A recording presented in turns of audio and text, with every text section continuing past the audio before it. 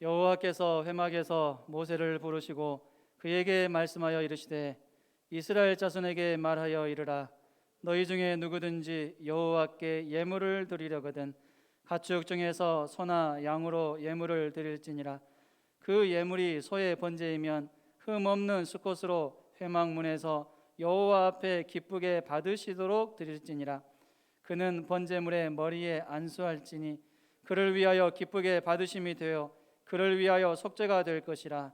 그는 여호와 앞에서 그 수송아지를 잡을 것이요 아론의 자손 제사장들은 그 피를 가져다가 회막문 앞 제단 사방에 뿌릴 것이며 그는 또 그 번제물의 가죽을 벗기고 각을 뜰 것이요 제사장 아론의 자손들은 제단 위에 불을 붙이고 불 위에 나무를 버려놓고 아론의 자손 제사장들은 그 뜬 각과 머리와 기름을 제단 위에 불 위에 있는 나무에 벌려 놓을 것이며 그 내장과 정강이를 물로 씻을 것이요 제사장은 그 전부를 제단 위에서 불살라 번제를 드릴지니 이는 화제라. 여호와께 향기로운 냄새니라. 아멘. 오늘 주일부터는 레위기 말씀을 살펴보고자 합니다. 이스라엘 백성들은 애굽에서 종살이한 지 430년 후에 출애굽하게 됩니다. 하나님의 권능으로 출애굽하게 되죠. 출애굽하고 나서 3개월의 여정을 거쳐서 시내산에 도착을 하게 됩니다. 시내산에서 약 1년간 머무르게 되는데요, 1년간 머무르면서 성막을 세우게 됩니다. 성막을 세우고 나서 시내산을 떠나기 전까지 약 50일간에 걸쳐서 주어진 말씀이 레위기서 말씀입니다. 우리가 레위기서 말씀을 읽을 때 사실 많이 어렵게 느껴집니다. 하지만 이 레위기서 말씀은 하나님의 사랑의 러브레터의 말씀이고 거룩한 시민학교 교과서의 말씀이다라는 사실을 잘 알아야 됩니다. 때문에 하나님의 백성들이 반드시 숙지해야 될 중요한 내용이 기록된 책이기 때문에 우리는 이 레위기서 말씀을 잘 살펴보고 또 배우고 묵상할 수 있어야 됩니다. 레위기서의 주된 내용은 오제사 7절기인데요, 이 내용을 잘 살펴보면 하나님께서 우리 사람을 얼마나 사랑하시는가를 잘 알 수가 있고 또 하나님께서 제사 제도를 얼마나 중요하게 여기시는가 이것을 알 수가 있습니다. 그리고 또한 하나님께서 우리 인간을 그렇게 사랑하신 것처럼 우리도 하나님을 뜨겁게 사랑하고 그 사랑의 마음을 제사와 절기로 표현할 것을 기대하시는 그 하나님의 마음이 기록되어 있음을 알 수가 있습니다. 사실 작년에 성막의 기구들에 대해서 약 2달간에 걸쳐서 설교를 한 적이 있습니다. 그런데 오늘은 성막의 기구들 중에서 특별히 번제단에서 드려지는 5제사 중에서 번제에 대해서 살펴보고자 합니다. 레위기서는 5제사가 나와 있는데 번제, 소제, 화목제, 속죄제, 속건제가 있습니다. 이 중에서 오늘은 번제에 대해서만 살펴보도록 하겠습니다. 특별히 번제를 비롯해서 5제사를 드릴 때 공통적으로 가져야 되는 자세가 있는데 그것은 바로 하나님께서 기쁘게 받으시도록 드리는 것입니다. 따라합시다. 하나님께서 기쁘게 받으시도록 드리는 것이다. 제사의 공통적인 이러한 특징, 가장 중요한 자세, 하나님께서 기쁘게 받으시도록 드리는 것입니다. 우리는 하나님 앞에 제사를 드릴 때, 오늘날로 말하면 예배를 드릴 때 반드시 하나님께서 기쁘게 받으시도록 드려야 됩니다. 그렇게 하기 위해서 우리가 꼭 가져야 되는 생각이 있는데 그것은 바로 예배의 목적에 대한 바른 생각입니다. 예배의 목적. 예배의 목적이 무엇이어야 될까요? 하나님을 기쁘게 하는 것, 하나님을 기쁘시게 하는 것을 예배의 목적으로 삼아야 됩니다. 내가 예배 드리러 나올 때 어떤 마음으로 예배 드리는가, 예배 드리러 나오는가 생각해야 됩니다. 내가 왜 예배를 드리러 나오는지, 왜 지금 내가 예배를 드리고 있는지, 그 목적이 무엇인지 잘 생각할 수 있어야 됩니다. 그 목적이 나를 기쁘게 하는 것이 되어서는 안 됩니다. 왜 예배를 드립니까? 물어보면 내가 은혜 받기 위해서, 내가 복을 받기 위해서, 내 문제 해결받기 위해서 예배 드립니다. 물론 이것도 좋은 의미가 있어요. 하나님께서 나에게 은혜 주실 수 있는 분이고, 하나님께서만이 나에게 복을 줄 수 있는 분이고, 문제 해결해 줄 수 있는 분이다 믿기 때문에 그렇게 하나님 앞에 나오는 것 아니겠습니까? 그러나 예배의 목적의 진정한 목적, 본질적인 목적은 하나님을 기쁘시게 하는 것입니다. 할렐루야. 하나님을 기쁘시게 하는 것이 예배이기 때문에 나는 하나님을 기쁘시게 하기 위해서 예배를 드리러 온다. 이러한 고백이 우리 가운데 있어져야 된다라는 것이죠. 여러분, 우리가 오직 하나님을 기쁘시게 하기 위해서 예배를 드립니다. 이것이 저의 예배의 목적입니다. 이러한 자세로 나아가게 되면 하나님께서는 우리에게 필요한 것, 우리가 원하는 것 다 응답해 주시고 하나님의 방법대로 채워주시고 우리로 하여금 기쁘게 해 주신다는 사실을 믿으시기 바랍니다. 부모의 마음과 똑같아요. 자녀들이 부모의 마음을 기쁘게 하기 위해서 자기 나름대로 최선을 다하면 어떻습니까? 부모가 다 알잖아요. 누구누구가, 내 자녀가 나를 부모라고 생각을 하고 부모에게 기쁨을 주려고 노력하는구나. 이걸 알면 부모는 자녀에게 더 기쁨을 주려고 준비를 하지 않겠습니까? 하나님께서도 마찬가지입니다. 마태복음 6장 33절, 잠언 16장 7절 말씀 함께 읽습니다. 그런즉 너희는 먼저 그의 나라와 그의 의를 구하라. 그리하면 이 모든 것을 너희에게 더하시리라. 사람의 행위가 여호와를 기쁘시게 하면 그 사람의 원수라도 그와 더불어 화목하게 하시느니라. 먼저 해야 될 것이 무엇인가 우리에게 가르쳐주고 있는 말씀입니다. 하나님은 내가 어떤 목적을 가지고 제사를 드리는지 다 아십니다. 우리의 폐부를 다 살피시고 우리의 마음을 살피시는 분이시기 때문에 다 알고 계셔요. 하나님 앞에서 잘못된 목적을 가지고 예배를 드리면 제 아무리 나름대로 예배를 열심히 드린다 한들 그 예배는 하나님 앞에서 가증한 예배에 불과할 뿐입니다. 성전 마당만 밟을 뿐이라는 그러한 평가를 받을 수밖에 없어요. 하나님 앞에서 역겨운 냄새만 피울 뿐입니다. 향기로운 냄새가 되어야 되는데 하나님 앞에서 역겨운 냄새가 될 수밖에 없다는 거죠. 이러한 잘못된 예배, 잘못된 목적을 가지고 예배 드리지 않기를 바랍니다. 제사의 규례를 그대로 잘 따를 때 하나님께서 기쁘게 받으시는 제사가 될 수가 있습니다. 제사의 방식이 매우 꼼꼼하고 까다로운 것을 우리는 레위기서의 제사를 살펴보면서 알 수가 있습니다. 오늘날 만약에 이렇게 예배를 드리라고 하면 어떻게 될까요? 제대로 예배 드리는 사람 얼마나 될까요? 그런데 구약 시대에는 그렇게 까다로워도 그러한 제사를 잘 지켰습니다. 그대로 했어요. 규례대로 제사를 잘 드렸습니다. 왜 그럴까요? 그렇게 해야만이 죄가 해결될 수 있기 때문입니다. 하나님께서 제시하신 방식대로 제사가 드려지지 않으면 그 제사는 하나님께서 받지 않으시고 죄를 해결받지 못하고 책망만 주어질 것입니다. 왜 하나님은 그렇게 까다로운 방식으로 제사를 드리게 하셨을까요? 우리가 생각할 때는 왜 하나님 그렇게 불편하게 하십니까? 좀 편하게 제사 드릴 수 있도록 해주시면 좋을 것 같은데 그런 생각할 수가 있잖아요. 그런데 하나님께서도 이유가 있죠. 어떤 이유가 있을까요?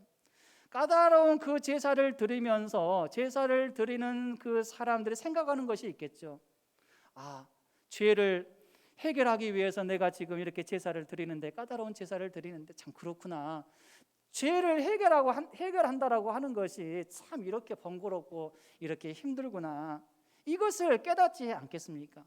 그것을 목적을 두고 하나님께서 까다로운 방식으로 제사를 드리게끔 말씀을 하신 것입니다.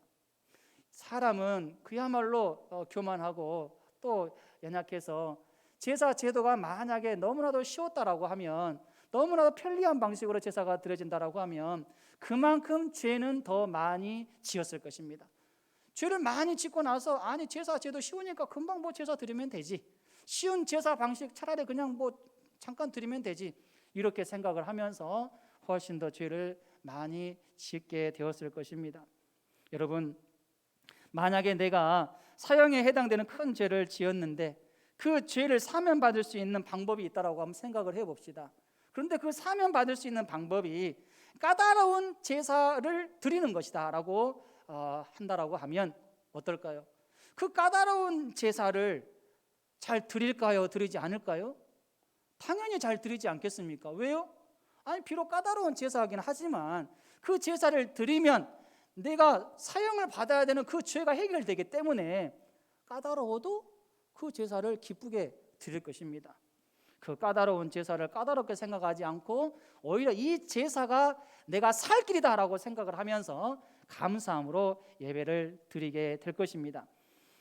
구약의 성도들에 비해서 현대의 성도들이 드리는 제사 및 예배는 너무나도 간편해졌고 편해졌어요. 요즘은 코로나19로 인해서 유튜브나 기독교 방송을 통해서 예배를 드리는 성도들 많습니다. 인터넷에서도 원하는 교회, 원하는 목회자를 직접 선택해서 실시간으로 예배를 드릴 수 있습니다. 참으로 편리해졌어요. 포스트 코로나 시대, 코로나 이후 시대는 코로나 이전의 예배에서 벗어나서 대면 예배보다 이제 비대면으로 온라인 예배를 드리는 성도들도 점점 더 많아질 것입니다. 이러한 현상은 문명이 발달하면 발달할수록 더욱더 자연스러워질 것입니다. 비대면으로 이렇게 예배를 드리는 것 생각해 보면 유익한 점이 많다고 생각이 됩니다. 어떤 면에서 유익한 점 많을까요? 내가 생각하는 좋은 교회, 목회자 선택해서 예배를 드릴 수 있고 또 그러한 훌륭한 목회자의 설교를 들을 수 있다는 점 유익한 점이고 장점이죠. 현재 다니는 교회에서 채워지지 않는 말씀의 기갈, 다른 교회 목회자를 통해서 채울 수 있다는 점 장점이고 또 언제든지 내가 원하는 시간대에 반복해서 자주 예배를 드리고 반복해서 말씀을 들을 수 있다는 점이 장점입니다. 그런데 단점도 많아요. 특별히 대면 예배를 드릴 때보다 비대면 예배를 드릴 때 평가하면서 예배를 드릴 때가 많다라는 것이죠. 내가 예배를 드리는 데 있어서 별로 감동이 없거나 또 예배가 매끄럽게 진행되지 않고 내가 생각할 때 설교자가 별로 설교를 못하고 버벅거린다라고 하면 바로 채널을 돌리고 또 다른 교회 목회자 찾아서 예배를 드리는 이러한 일들을 할 수가 있다는 거죠. 무슨 말입니까? 예배의 포커스가 오로지 자기 자신이 은혜 받기 위해서 무엇인가 얻기 위해서가 될 가능성이 많다는 것입니다. 이러한 의미에서 단점인 것이죠. 여러분, 우리가 하나님 앞에 예배 드릴 때 어떻게 드려야 됩니까? 하나님 앞에서 하나님이 기쁘시도록, 하나님께서 기뻐하시도록 제사를 잘 드려야 됩니다. 제사를 잘 드리기 위해서 꼭 해야 될 일이 있는데 예물을 잘 준비하는 것입니다. 예물을 잘 준비해서 제사를 드릴 수 있어야 된다는 것이죠. 여기서 예물에는 우리가 하나님께 드리는 모든 것을 다 포함합니다. 그런데 오늘 본문에는 이 예물이 제물을 의미합니다. 소와 양, 염소, 새를 의미하죠. 잘 드리기 위해서 잘 준비해야 합니다. 잘 드리기 위해서는 반드시 잘 준비해야만이 잘 드릴 수 있는 거예요. 잘 준비하지 못하면 잘 드리지도 못합니다. 우리가 누군가에게 선물을 준비하는데 정성껏 잘 준비하지 않고 대충 준비하면 어떻게 될까요? 받는 사람이 모를까요? 대충 다 압니다. 물론 선물을 준비하면서 어느 누가 대충 준비하겠는가 이렇게 말씀하시는 분도 계실지 모르겠지만 분명한 것은 대충 준비하는 선물도 많다는 것입니다. 분명히 내 딴에는 물질을 사용해서 선물을 준비해서 드린 것인데 오히려 그것으로 인해서 상대방의 마음을 불쾌하게 만들 수도 있습니다. 이것은 가격의 문제가 아니에요. 더 중요한 문제가 있는데 바로 마음의 문제죠. 선물을 준비하는 자가 마지못해서 형식상으로 체면치레로 해야 되니까의 이러한 마음으로 준비한다면 그 준비야말로 대충 준비하는 것이고 차라리 안 하는 것이 낫습니다. 양심을 속이는 것이고 그 선물은 대부분 티가 나게 되어 있기 때문이죠. 사람 간의 관계에서도 이럴진데 하물며 하나님께 무엇을 드릴 때는 어떻겠습니까? 더 정성껏 준비해야 되지 않겠습니까? 하나님은 정성을 보십니다. 무엇을 드리는가 보다도 어떻게 준비하는가 이것을 하나님께서 보신다는 사실을 믿으시기 바랍니다. 하나님께 예물을 드릴 수 있다는 것은 하나님의 백성이 가지는 특권과 자격임을 알고 잘 준비할 수 있어야 됩니다. 레위기 1장 2절 말씀입니다. 이스라엘 자손에게 말하여 이르라 너희 중에 누구든지 여호와께 예물을 드리려거든 가축 중에서 소나 양으로 예물을 드릴지니라. 여러분, 하나님께 예물을 드릴 수 있다는 것 감사하게 여기시기 바랍니다. 지금 이스라엘 백성들에게 하나님께서 예물을 드리라 이렇게 말씀을 하신 거예요.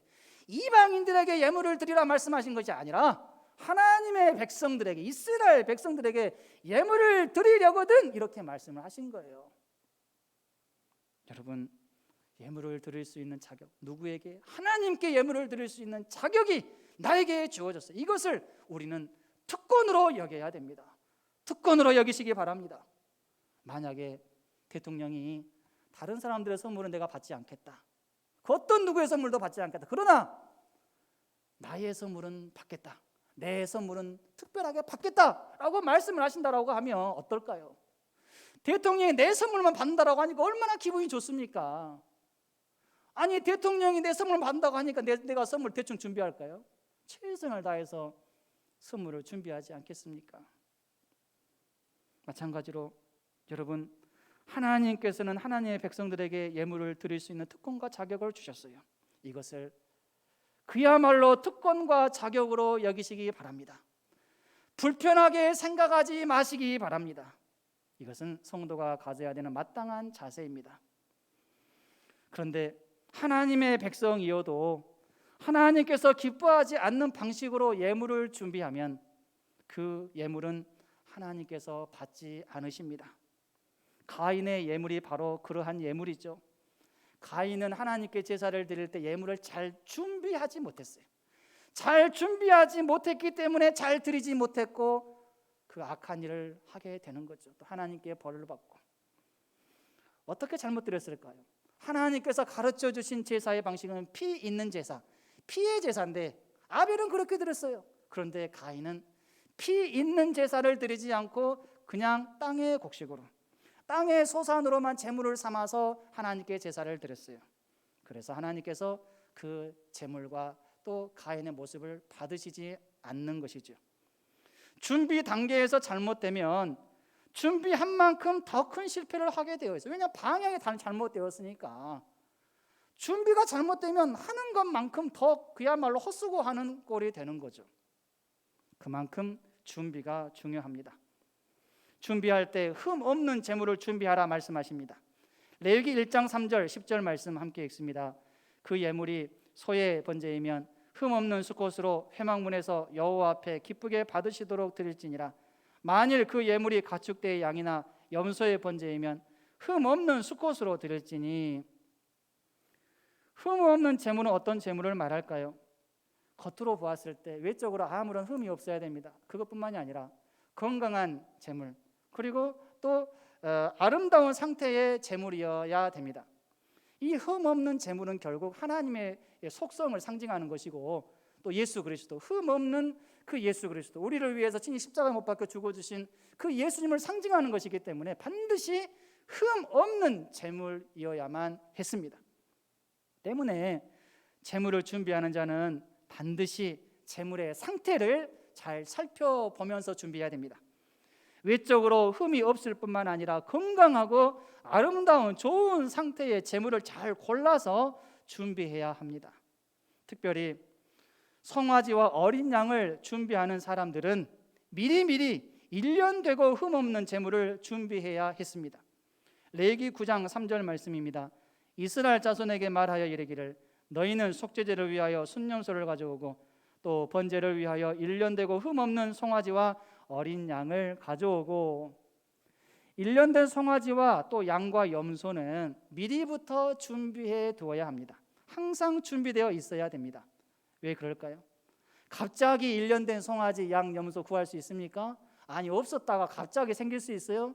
어린 송아지, 막 태어난 송아지를 쉽게 구할 수 있죠. 사면 되죠. 그런데 1년 된 송아지, 1년 된 또 양, 염소는 미리미리 준비를 해 두어야지만이 제사를 드릴 때 바로바로 잘 드릴 수가 있는 것이죠. 번제는 그때 당시 상당히 자주 드려지는 번제였어요.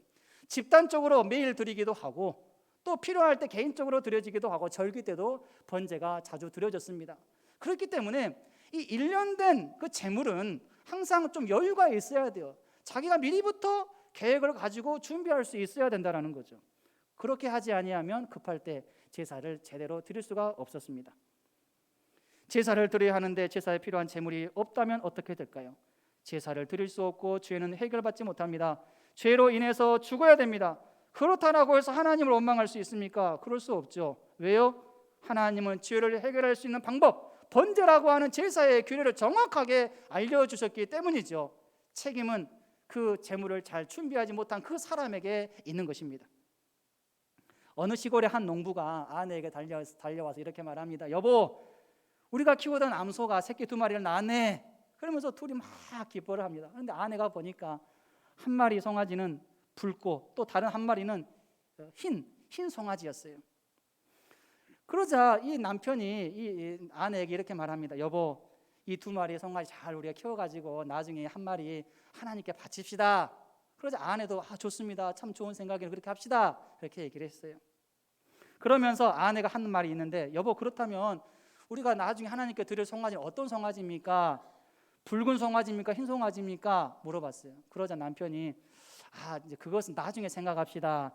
잘 키우다가 그때가 되면 그때 정합시다. 이렇게 얘기를 했어요. 몇 개월이 지났습니다. 그런데 갑자기 어느 날 남편이 와가지고 풀이 죽은 목소리로 아내에게 말합니다.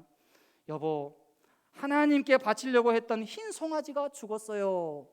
그러자 아내가 이렇게 말합니다. 아니, 당신은 지금까지 어느 것이 하나님께 드릴 송아지인지 결정하지 않았잖아요. 그러자 남편이 이렇게 말해요. 여보, 사실 나는 당신에게는 말하지는 않았지만 처음부터 흰 송아지를 하나님께 드리려고 생각하고 있었는데, 그런데 하필 그 녀석이, 그 송아지가 죽었어. 이렇게 말한 거예요. 여러분, 무슨 말입니까? 세상을 살다 보면 왜 하필 하나님께 드리려고 했던 송아지가 잘 죽는지 모르겠습니다. 마음을 먹고 있었는데 환경이 조금 변하거나 곤란한 일이 생기면 제일 만만한 것이 하나님께 드리려고 했던 송아지입니다. 바쁜 일이 생기면 주님께 예배하는 시간부터 끊어버리고, 체력이 떨어지면 다른 데는 다 돌아다녀도 교회 가는 일만은 멈칫거립니다. 재정적인 문제도 그렇죠. 조금 어렵다 싶으면 하고 싶은 일은 다 하면서 거기에는 재물을 다 쓰면서 하나님께 드리는 헌금은 줄여버리기 일쑤입니다. 성도의 삶은 하나님께 드리는 제사와 예물과 긴밀하게 연결되어 있어야 합니다. 항상 제사와 예물을 생각하면서 살아야 하고 예물을 준비하면서 살아야 됩니다. 그리고 준비했으면 그 준비한 제물은 하나님께 잘 드릴 수 있어야 됩니다. 평상시에 예물을 잘 준비하는 자가 제사를 제때에 바르게 잘 드릴 수 있는 것이죠. 경제 상황에 따라서 예물을 잘 준비해야 합니다. 하나님은 배려하시는 분이십니다. 경제 상황에 맞게 어떤 사람은 소와 양과 염소로 드리라고 말씀하시고, 어떤 사람은 산비둘기나 집비둘기로 드려라 이렇게 말씀하십니다. 만약에 어떤 사람의 경제력이 충분히 소를 드릴 수 있는 경제력인데 아까워서 나는 양이나 염소로 대체해야 되겠다, 또 비둘기로 대체해야 되겠다 이렇게 생각을 하고 그 제물로 바친다라고 하면 어떻게 될까요?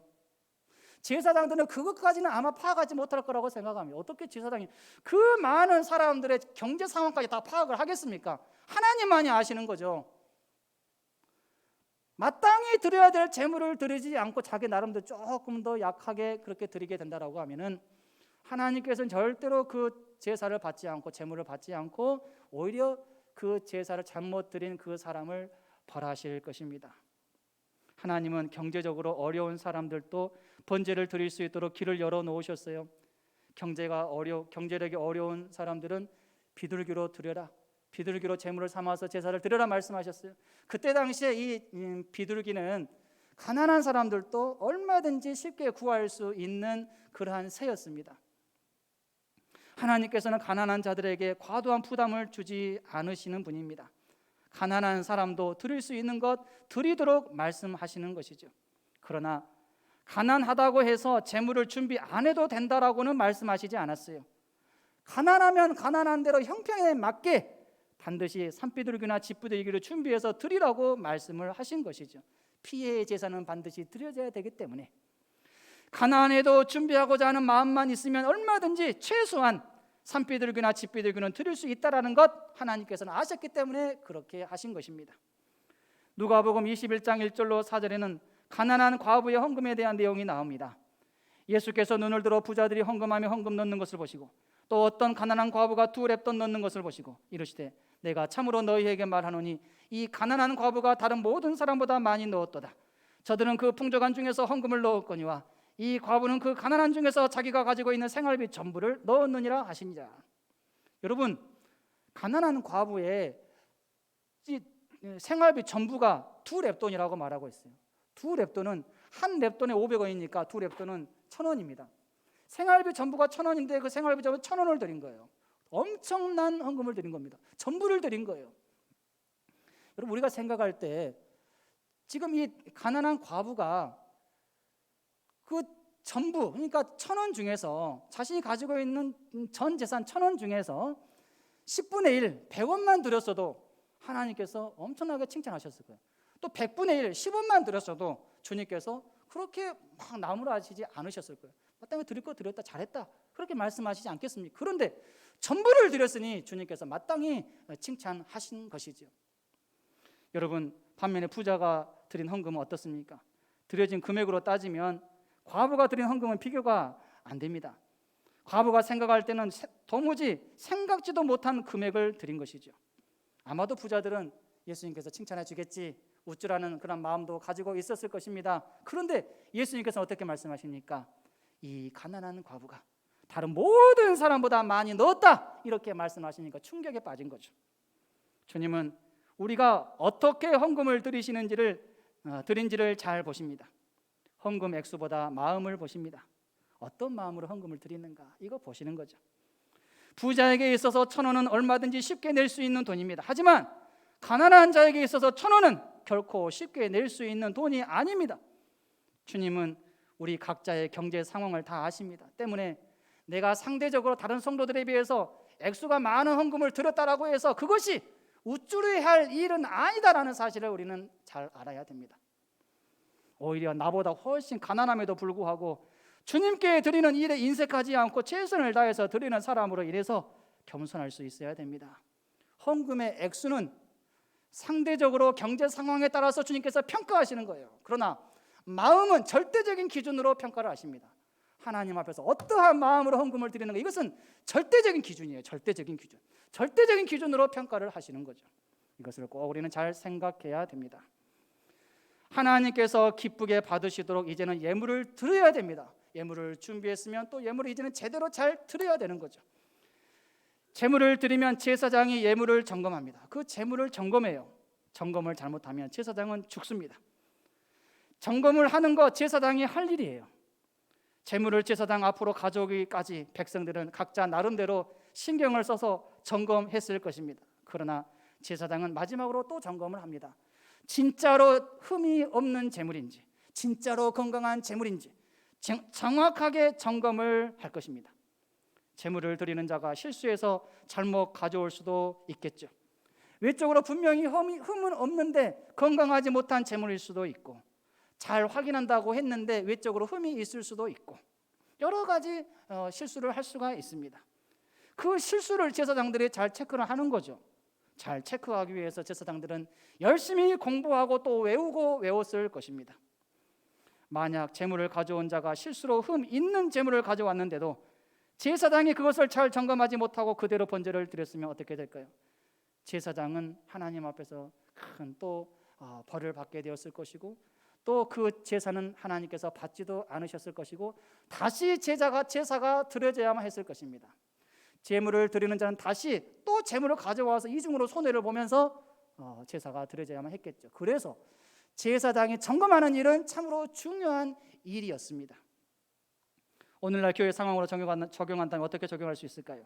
성도들은 헌금을 정성껏 잘 구별해서 준비해서 드려야 되고, 목회자는 성도들이 헌금관에 대해서 잘 배울 수 있도록 잘 가르치고 훈련시켜야 되는 것입니다.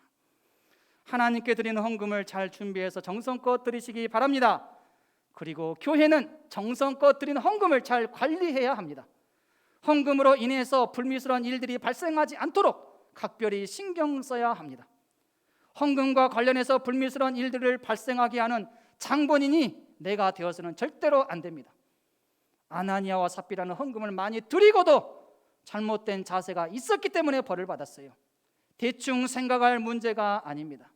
특별히 중직자나 중직의 직분을 사모하는 성도는 더더욱 헌금을 제대로 구별해서 잘 드릴 수 있어야 합니다.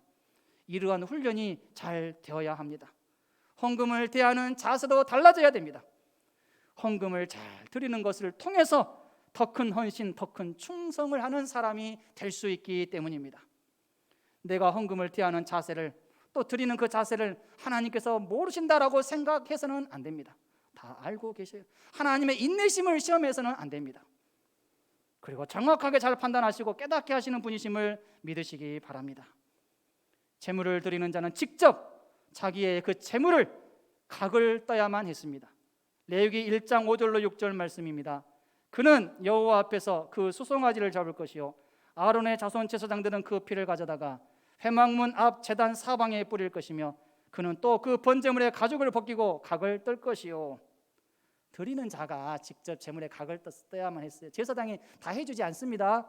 많은 사람들이 제물을 가져오면 어떻게 제사장이 다 해요? 못해요. 드리는 자가 제물의 각을 다 떠요. 피를 다 빼고. 여러분, 각을 뜨면서 제물 드리는 사람들 어떤 생각을 할까요? 내가 피를 흘려야 되는데 이 제물이 나를 위해서 대신 피를 흘리는구나. 이 제물이 나를 위해서 죽음으로 내가 살게 되었구나. 이 제물이 내 대신 죽는구나. 이런 생각을 하지 않겠습니까? 그런 생각을 하게끔 우리 하나님께서는 제물 드리는 사람 직접 각을 떠라, 이렇게 말씀을 하신 거예요. 여러분, 번제의 제물을 통해서 희생과 헌신의 정신을 잘 배우시기 바랍니다. 또 예수 그리스도를 깊이 생각하시기 바랍니다. 묵상하시기 바랍니다. 내가 죽어야 되는데 누가 죽으셨어요? 예수님이 죽으셨어요. 내가 피를 흘려야 되는데 누가 피를 흘렸어요? 예수님이 피를 흘렸어요. 여러분, 예수님을 생각하면서 제사 드려야 돼요. 오늘날 우리가 하나님 앞에 예배를 드릴 때 예수님을 생각하면서 예배 드려야 돼요. 내가 이렇게 구약의 제사처럼 예배 드리지 않고 이렇게 편하게 하나님 앞에 예배 드릴 수 있는 것은 주님께서 우리를 위해서 십자가상에서 피 흘려 주셨기 때문입니다. 여러분, 주님을 생각하면서 간절하게 정성껏 제사를 잘 드릴 수 있기를 바랍니다. 한 가지 예화만 들고 말씀을 마칩니다. 시골 마을에 세 형제가 있었어요. 그들에게 부모가 남겨준 소중하고 신기한 유산이 있었는데, 첫째에게는 아무리 먼 곳이라도 바라볼 수 있는 망원경이 있었고, 또 둘째에게는 아무리 먼 곳이라도 쉽게 날아갈 수 있는 양탄자가 있었고, 셋째에게는 어떤 병이라도 고칠 수 있는 마법의 사과가 있었습니다. 이게 유산이었어요. 그런데 어느 날 첫째가 딱 망원경을 보고 있는 저 멀리에 왕의 포고문이 딱 붙여져 있는 것을 보게 됩니다. 망원경을 어떤 글이 써 있는 거 보니까 내 사랑하는 딸 공주가 병에 걸렸는데 이 병을 고칠 수 있는 사람 내 사위를 삼겠다, 이 글이 적혀진 거예요. 그러자 첫째가 그걸 딱 보고 이제 상의를 합니다. 동생들 모아놓고 우리가 가서 공주의 병을 고쳐주자 해가지고 떠나게 돼요. 둘째의 그 양탄자를 타고 쉽게 날아가서 도착을 하게 됩니다. 도착해서 셋째가 마법의 사과를 건넵니다. 이 마법의 사과를 통해서 공주가 고침받게 됩니다. 왕이 너무나 기뻤겠죠. 그러면서 이제 포고문의 그 공고한 대로 한 사람을 사위로 삼겠다라고 이제 생각을 하고 있는데 문제가 생겼어요. 아니, 세 명 중에 누구를 사위로 삼아야 되는지 고민이 된 거죠. 한참 고민을 하다가 이제 그러면 한번 너희들 각자의 생각을 한번 말해보라, 이렇게 얘기를 했어요. 그러자 첫째는 아니나 다를까, 아니 먼저 왕의 포금을 발견한 사람이 나니까 제가 사위가 돼야 됩니다, 얘기하겠죠. 둘째는 아니 내 양탄자가 없었으면 어떻게 여기까지 오겠습니까? 제가 사위가 돼야 됩니다. 셋째는 아무리 여기에 도착해도 마법의 사과가 없으면 왕의 공주의 병을 고치지 못할 것입니다. 제가 사위가 돼야 됩니다. 그렇게 얘기를 하는데 이제 왕이 고민하다가 이렇게 결정을 내립니다. 나의 사위는 막내로 정하겠다. 왜냐하면 첫째와 둘째의 그 유산은 지금 그대로 남아있다. 망원경도 그대로 남아있고 또 양탄도 지금 그대로 남아있다. 사용할 수 있다. 그러나 막내가 가지고 있는 마법의 사과는 사용을 해버렸기 때문에 지금 남아있지 않다. 그야말로 공주를 위해서 헌신한 것이다. 그렇기 때문에 막내를 사위로 삼겠다, 이렇게 결정을 내렸어요. 누가 더 헌신을 많이 했는가, 이거 평가한 것이죠. 여러분, 우리 모두 하나님께서 기뻐 받으시도록 제사와 예물 헌신하며 잘 드릴 수 있기를 바랍니다. 하나님을 기쁘시게 하는 삶은 우리 모든 성도들이 가져야 되는 마땅한 자세입니다. 하나님 우리 성도들에게 드릴 수 있는 특권과 자격을 주셨어요. 우리가 하나님께 드리는 것은 없어지신 것이 아닙니다. 반드시 다른 좋은 것으로 채워집니다. 이 믿음으로 드리는 삶을 잘 사시기 바랍니다. 제사의 가장 큰 핵심은 드리는 것입니다. 헌신이에요. 희생입니다. 내가 정성껏 준비하지 않고 내가 헌신하는 것이 전혀 없이 누군가를 기쁘게 할 수는 없습니다. 하나님도 마찬가지입니다. 하나님은 나의 정성과 헌신, 희생의 마음과 자세를 기뻐 받으시는 것입니다. 이러한 참된 제사를 잘 드리는 저와 여러분이 될 수 있기를 주님의 이름으로 축원합니다.